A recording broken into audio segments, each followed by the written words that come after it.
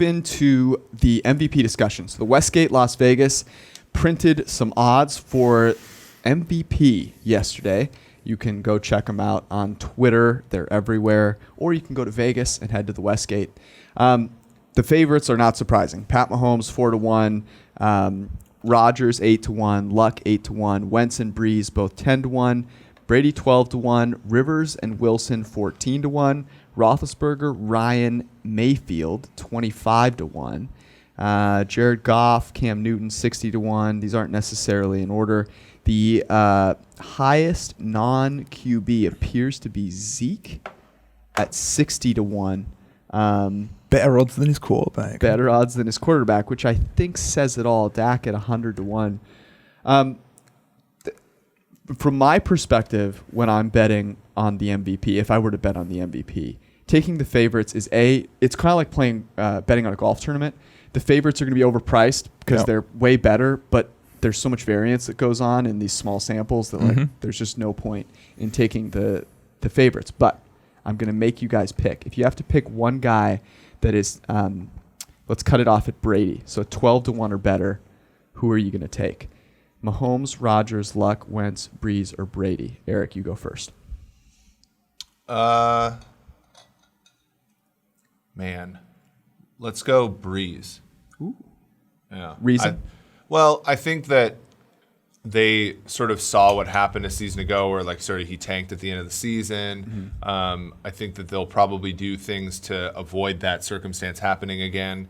And it's like his last chance, right? So, plus they're good odds. I think 10-1. Like, honestly, Breeze, how far, he wasn't that far away from Mahomes last season, right? 4-1 to 10-1. So I think, just sort of go by the prior of last season, and Breeze is probably a good choice here.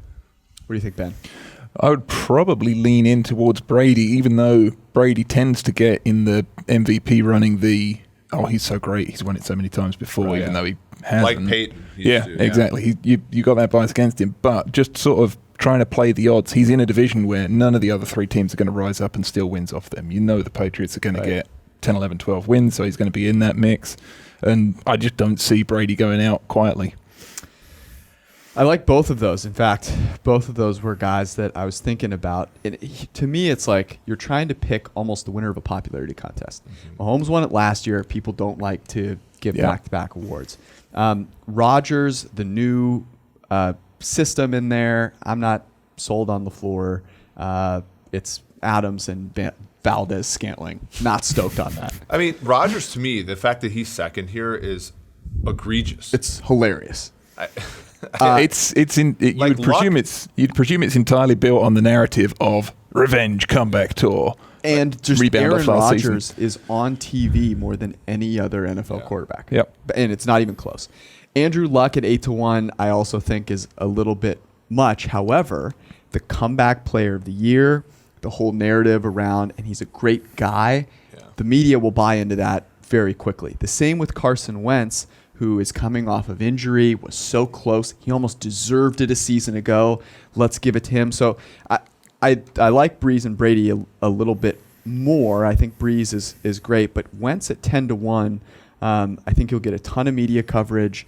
He was so good. If he gets back on track, I guess because he's 10-1, I take it. But I like Breeze and Brady a lot for those reasons. The question with Wentz is he going to buck the trend that he's had and actually play all 16 games? Well, and the year that he was this is how interesting this conversation is, because he played better last season than he did in 2017 process-wise. Yeah. No one was ever going to talk about him as the MVP last year, but people were talking about him as he was in 2017. So this is really, if you're going to bet Wentz, you're betting on are the Eagles going to be good, right? Yep. Like, as opposed to, is Wentz actually going to play up to his standards? So that was an interesting one.